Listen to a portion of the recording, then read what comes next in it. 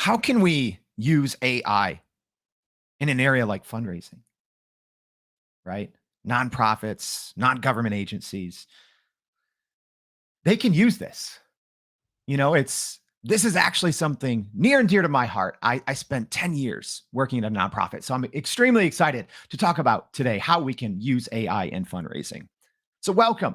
My name's Jordan Wilson. I'm the host of Everyday AI. This is your daily live stream podcast and free daily newsletter helping everyday people learn and leverage AI, right? I know there's so many people who work in this industry who want to hear some secrets from our guest today. So give us a couple minutes. But first, we're going to go over the daily AI news. It's something we do every single day. This is how we keep up, y'all. We talk about it. All right, so let's start at the top. If you're not getting good results in AI, maybe you should be nice to your AI chatbots and coach them through it. So, a new Google DeepMind study has some surprising results. So, they found that the phrase, take a deep breath and work on this problem step by step, that was found to be the most effective prompt when using Google's own Palm 2 large language model.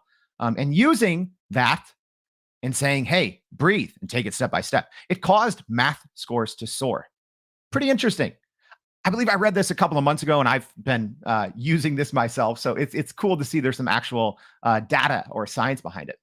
All right. So is there a new AI startup ready to take on Microsoft in the health field?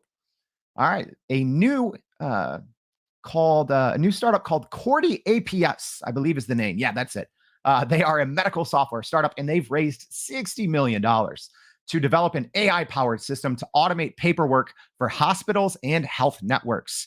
So they'll also be competing with like the large language model we just talked about, Google's Med Palm 2. All right, last piece of news for the day. The medical field has another tool in the fight to predict genetic diseases. Google DeepMind recently, released or developed a new AI tool to help in identifying these genetic diseases. It is called Alpha Missense, and it can predict whether DNA mutations are likely to cause genetic diseases or not. It's always fascinating, and I've talked about this on the show, sectors that are really embracing AI technology and those that aren't. The medical field is doing some amazing things with AI technology and disease prevention. You love to see it. But you probably came here to see something else. You probably came here to talk about fundraising. So as a reminder, if you're listening on the podcast, check your show notes. A ton of great resources in there, but we always include a link back to a discussion. So you can come and talk to our expert of the day and ask them questions. So it's an interactive. Everyday AI is an interactive community where we all learn AI together. So let's do that. Let's bring on our guest for today and talk about fundraising. So Ann Murphy is the CEO of Empowered Fundraiser Consulting and Coaching. And thank you so much for joining the show. Thanks for having me, Jordan. I'm really excited about the conversation today, especially because we share a background in nonprofit fundraising, and I know we're going to have a great conversation. Oh, it's good. Yeah. And I think that there's a lot of people that can relate. And at least my experience, nonprofits are great, but sometimes they don't have all the resources. They don't have all the funds, obviously. And unfortunately, even with technology, things can kind of be behind. So, and I'm curious, what do you kind of just do? Just kind of lay the groundwork and talk a little bit about what you do at Empowered Fundraiser. Thanks for asking. Okay, so I caught the AI bug at approximately the same time, other folks did, which was, it feels like 30 seconds ago. It also feels like 10 years ago. I'm sure you can relate to that. But it started with my mom in Downers Grove, like you and I've talked about. We both have Chicago roots one way or another. She was the first person in the neighborhood to buy an Apple IIe. So she taught me, and then she was like the OG side hustler. So I learned the benefit of being an early joiner, and I'm trying to spread that, that message throughout the nonprofit sector. And now I'm expanding into the private sector as well. But what our company does is we help organizations and individuals raise more money without years of trial and error, because there are best practices that have been in place for a very long time. But as you know, the world has changed And some of those best practices are really outdated. So we bring we're all practitioners. I have 12 subject matter experts, and we bring what's really working today. We do consulting, coaching, and we offer very large professional development programs for higher ed. Love it. Love it. And hey, as a reminder, everyone, because we already have some people, that I know are interested here in the live stream, get your questions in right now. So Mike saying, good morning, community. Good Thanks morning, for joining Mike. us. Yeah. Brian saying, good morning. Thanks, Maybrit, Brian. super curious. Happy to learn. Deborah saying that Ann brought her here. Deb! Yeah. We Hi, got we, Deb. we got fans. We have connections. I love it. Brian saying nonprofits can absolutely use Brian. AI to their benefit. He works with several. Let's start there. Let's Yeah. start with the kind of low hanging fruit to speak, but just talking generally, Ann, how can nonprofits use generative AI, or what are the best ways they can? Because there's no shortage of ways, I'm sure. But Right. if someone comes in and they're like, Ann, I work in a nonprofit, we need to, raise more funds. How can I use AI? What's that 1 or 2 sentences that you're going to tell them? I mean, the opportunities are endless, so it's always a challenge for me to pick a few. I will share that I have tons of use cases ready for everybody. So just reach out to me on LinkedIn. It's hashtag Ann Murphy Philanthropy. And I will share those. I am delighted for you all to get started on some of these. The ones that seem to be the lowest hanging fruit and make people like breathe a sigh of relief, I would say, are the use cases that allow us to collaborate better. So I always say, that when we're project managing, we want to like each other even better at the end of the project. But if you think about something like event planning, we usually don't like each other at the end of that. So doing an event plan, a strategy, the briefings, the invitation copy, crunching the data on the attendees, the mailing list, the thank you notes afterward, the talking points. You can do an entire event. I'm not saying that, it plans the event for you, but all the collaboration and the deliverables can be just so streamlined and such high quality. And as you know, and lots of your listeners probably know, we can train our chat GPT on let's say your executive director is making remarks. You've probably written remarks for her 1,000 times before. You can train ChatGPT so that the first time you kick out those remarks, they're in the voice of your executive director. So I'll share event planning as a use case, very helpful. And then the other one that you and I have touched on is grant writing. I mean, it's such a pain point. I'll use the example of, you've got one project and it's a fantastic one. It's in line with your mission. It's got all kinds of potential to change the world. And you're applying for 6 different grants. Well, each one of those RFPs has its own little twist on each question, different word counts, different data requirements, and using a large language model, especially like with, it's not called code interpreter anymore. What is it? Yeah, the advanced data Advanced analysis. data. Yes, they need marketing. They need some branding work, but especially with the advantage of all of the technology associated with ChatGPT and OpenAI, things like grant applications can be a breeze. I was talking to somebody the other day who had stayed up 3 days, 3 nights straight to get a grant application in because of stuff like the formatting. Yeah. We don't need to do that. We have passion glasses in the nonprofit sector, but we deserve rest. We deserve spaciousness. We deserve to like our jobs. And staying up 3 days in a row is not going to make us like our jobs. So grant applications are a great use case. Yeah. And if you're listening to this on the podcast, just my face right now is going through a whole range of emotions, because everything that Ann's talking about, it's like, I felt all these things and they were such pain points, but at the time it felt like such a labor intensive requirement to jump through all these hoops and get get that 10 pages down to 9, and all these that seemed like silly requirements that now AI and ChatGPT can help with tremendously. But and I do want to shift a little bit and talk specifically about fundraising, Mhm. because anyone in the nonprofit world knows that that's usually one of the most important parts of keeping a nonprofit going. Is you have to go Mhm. out there and develop good relationships with highly visible stakeholders, and raise money. So Mhm. specifically when we talk about trust, Mhm. how can you um, or how can people out there listening, Mhm. or maybe in this field, tap into the power of large language models, generative Mhm. AI, but still maintain or even improve trust with stakeholders when it comes to even just security of working with numbers and money? Mhm. How can they do that? Mhm. Such an important question. Stakeholder trust is our bread and butter in the not in general, right? But particularly in the nonprofit sector, where we're asking donors to invest in our mission, it's absolutely critical that they believe that their data, in particular, right, that their data is safe and secure. And that's one of the things that we are so focused on in the nonprofit sector. And we see, the data leaks in the private sector, and it really causes us to kind of retrench. The first thing I would refer people to is fundraising.ai.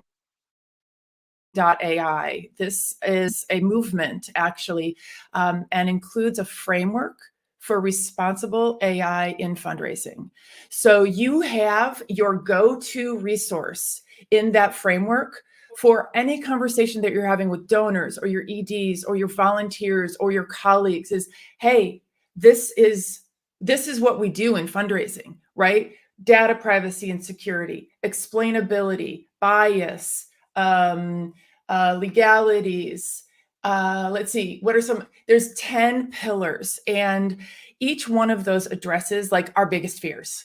So dive into the framework. You can sign it, and there's a free summit on October Mm, 23rd and 24th. Highly recommend. The speakers are awesome. But awesome. I'll elaborate on the piece about stakeholder trust. So it makes sense that all of us are focused on, oh my goodness, what if our donors start fearing that their data is getting leaked out or used to train the next model? Very valid concern, right? So we need to be very, very careful about personally identifying information. And I'll give you an example. So in our consulting company, we don't receive any confidential information from our clients. Mhm. So we remove all the PII, all of the, anything that can be tracked back, right? Whether it's an ID number or a name, or some other identifier, because we want to be able to sleep at night, right, Jordan? Like, some of this stuff, we just don't need it weighing on our head. Would it be dope to have all of the data and be able to push that into the model and come up with? Absolutely. Yeah. But no, I don't care what system you're using and how sure you are that it's confidential. Just please do not put PII into any of the models. But I will say that it's important for us to take a bigger picture point of view, because not only do our donors want us to make sure that their data is safe, they expect us to have well-running business operations, Mhm. right? The nonprofit sector has a bad rap, right? Even the word nonprofit, it kind of makes it seem like we're just kind of like over here, la la la. We don't have business plans, we don't have business models, we don't use tech stacks, we don't hire for, skills. So, and we have the overhead myth, right? Donors want their money to go to the thing that they want to designate, and sometimes they don't want money going to operations. So it is absolutely essential, as our donors and volunteers whose companies and families and neighbors are using this ubiquitous technology of LLMs, we have to be doing so too. They expect us to have well-functioning business ops that are efficient, effective, right? That save money, that allow us to do more. And if we're not doing those things because we're scared, right? It is intimidating. I don't want to sound like I'm not empathetic, but if we're not doing those things that our donors would expect to have a well-functioning business, that's going to hurt donor trust potentially more than any concerns about data security, because we will get that part fixed, right? We will be able to communicate out, but it's that piece. You can't really explain having a poorly run business. Yeah. You can't make excuses for it. So It's diving yeah, in. it's so funny because, when you talk about the expectations, the expectations to have, real business operations and kind of the myths or the conceptions around, nonprofits. I would have people ask me back in the day when I'm like, oh yeah, I work at, nonprofit called, Triple Threat Mentoring. That's where I worked. And they're like, oh, is that your job? Is that like your full-time Right. job? And it's like, Right. Right. yeah, I'm managing 30 staff across 4 Yes. different locations across the country. Yeah, it's a real job, right? Yeah. Speaking of nonprofits, hey, there's so many people. Brian's talking about he's currently working, pillars for a Friends of the Library org. Yeah. Bronwyn is talking, says, "Wow, this is amazing. I volunteer in an animal welfare nonprofit." So great, comments. But a question from our audience here. So Douglas Ann is asking, what recommendations do you have to tailor AI? And depending on what the nonprofit focus is, so whether it's a religious institution, healthcare, child programs, etc., do you have any recommendations on how you can kind of tailor generative AI for different kind of categories? I do, Douglas, and I'll say I'm going to answer the question a little bit differently, which is that I think that the differentiator is actually the use cases. And in fundraising, there are going to be very similar use cases across religious, healthcare, children, open space, art, STEM. Every single nonprofit has to do a certain, probably about 80% of the same things, right? You're going to apply for grants. You're going to communicate with donors. You're going to do stewardship. You're going to do events. You're going to do impact reports. You're going to work with your board. They're just standard business operations. And I would say that, putting a wrapper around each of those business, functions. So the wrapper is your religious organization. The wrapper is, your children's healthcare, et cetera. That part's easy, really, truly. It takes a little bit of work to get your messaging set up, just like you would with any other, marketing or sales or fundraising initiative. But really, it's about the use cases and perfecting those processes, whether it's like the workflow, right? How do you work across your organization? How do you work in your verticals? How do you get yourself ready for AI? That's the thing I would focus on, regardless of whatever the mission of your nonprofit. I would begin getting ready for AI. So organize your stuff, right? I'm not talking about, being super detail oriented about it, but have your different Google Drive folders all set. Have your email platforms ready. Have your CRM ready to have automations connected. So doing those things now, I say going slow to go fast. So start preparing to build in some of those operations, and you will be in really good shape when the tsunami hits.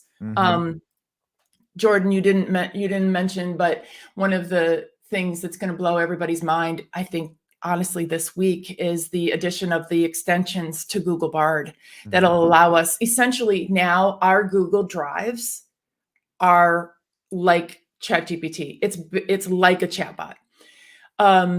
And I think for those in the nonprofit, if you're not using Google and you're using Microsoft, you'll need to wait a little while for Copilot to come out. But once it does, you'll have the same thing. Yes. Yes. I can't wait for that. And it's actually pure coincidence that I'm showing a comment right now from someone that works in Microsoft philanthropy. That's beside the point. But one thing that you said there, and which is so fascinating, go slow to go fast. And there can't be a truer statement, I think, when it comes to generative AI and large language models. It's something that we teach all the time in our Prime Prompt Polish, our free PPP course, is if you just want generative AI to be a shortcut. That's not how it works. You do have to put in a little bit of work up front, kind of Yeah. going to Douglas's point about, kind of creating these different, wrappers. Like Yes. you have to put the time in. So thanks for that question, Douglas. That was great. And we actually Yeah. have another question from a former Everyday AI guest, which you got to go check out Yogesh's show. It was amazing. But and what? So Yogesh is asking, what do you see as the future of fundraising? And I'm guessing, kind of inferring as it pertains to AI. As it pertains to AI. So I do predict the same thing that folks are talking about in the other sectors, which is that the folks who are not using AI will just, their jobs are going to fade away. And so while, you and I were joking about that, when you go to college, a lot of, the professors are rumored to say, look to your right, look to your left, and only one of you or something like one of the three of you will still be here in 6 months. I do not like being a doomsayer, but I will say that all signals indicate that we are not going to need as many of us in marketing. Right? Hi, Tyler. We're not going to need as many of us in marketing. And so some of those jobs will fade away. And my passion is for folks who currently are in marginalized groups to seize the power of this technology and be the leaders in AI, right? Be the one to raise your hand and say, I want to be on the AI Council, right? I want to go to this, $27 training. I'm going to watch Jordan's show every single morning, and I'm going to become the person that people go to. So I'm super passionate about the power structure in nonprofit. And to Yogesh's question, I do believe that the power imbalance is going to right itself a little bit, right? We've got donors, we've got EDs, we've got fundraisers. We've always perceived it to be like this. I believe that this is going to provide the fundraisers the opportunity to work on common ground because we're going to be such efficient leaders and communicators about our organization. We're going to stand out. Yeah. But the future of fundraising, let me say one more thing about that is I do believe that the future of nonprofit fundraising workforce will absolutely require that we embrace AI. Gen Z is not joining organizations that are old school. So, we talk about donor retention. I'm talking about, our workforce retention. We have to make this an attractive career path. It's not an attractive career path if we're sitting around saying we're not going to use AI. So dive in. This is a recruiting tool. You're giving people the opportunity to rise above. Do it. Get Gen Z on board. Such a good point, Anne, because that's another struggle I would say from our, from my background, being the executive director of operations for a nonprofit is one, fundraising, and two, attracting a lot of times, you want to bring in kind of the next generation of passionate employees who can help push your organization forward. It's two huge issues, and I love that you addressed both of them right there. So we've been a little bit all over. I think we've uncovered so many great pieces of insights and intel in this conversation. But what would your one last takeaway be? So you've piqued someone's interest, and they're like, okay, we talked about a lot. Someone's in a nonprofit. What's your one piece of advice for them to start using generative AI today in their nonprofit organization? So we did this yesterday in a training. Make a list of the things that you don't like to do, and then make a list of the things that you do like to do. In the list of things you don't like to do, it's going to be a bunch of stuff that a large language model can help you with, right? It's going to be the grant writing, the grant application rewriting, the letters, the routine communication, the writing the newsletter and hitting the deadline. So make a list of the things that you don't like doing. Again, this goes back to retention. You deserve to like your job. You deserve to like your job. You dive in with one example of addressing something that you don't like to do. I would love, and Jordan, I'm sure this happens with you, I would love to hear from any member of your audience about a use case that they've decided to dive into. Like DM me on LinkedIn, let me know, did you start with an annual fund letter? Did you start with an impact? Oh God, an impact report, beautiful use case. Did you start with, a newsletter article? So I would say, again, make that list, things you don't like to do, and start knocking them out one by one. Start with one. So yeah. So good. So good. Yeah. It's similar advice I always give out is don't pay attention to all the, the shiny things that are going on in the world of AI. See where you're spending your time. And see where those manual tasks are, especially in the nonprofit world. Those things stack up quickly, just because sometimes access to technology and information is costly, and it's something nonprofits struggle with. Yes, good point. And this is free. It's free. Yeah, currently. Right. Yeah, that's currently it's free or extremely affordable, right? Like even something like ChatGPT Plus at $20 a month. Even nonprofits on a budget, I think can afford that. So Anne, thank you so much for joining us. We covered a lot, Thanks for having me. Don't worry, we're going to be sharing a lot more in our daily newsletter. So Anne, thank you again for coming on the Everyday AI Show and talking everything AI and fundraising. Absolutely. So happy to be here. Invite anybody to reach out to me. I'll help however I can. Absolutely. Hey, and we did cover a lot. We were talking specific dates and specific conferences, all that. Don't worry, it's all going to be in the daily newsletter. So that and more. We're going to recap. And that's the other thing. If you're listening on the podcast, you got to sign up for the newsletter. Go to youreverydayai.com. It's break everything down. We spend so much time breaking everything down and making sense of all the noise that's happening in the world of AI. And then really with our daily discussions, giving you the key takeaways and more. I'm actually going to drop in a couple unrelated things with nonprofits. So if you're in nonprofits, make sure you check out today's newsletter and make sure you check out the rest of the shows this week on Everyday AI. Thank you for joining us.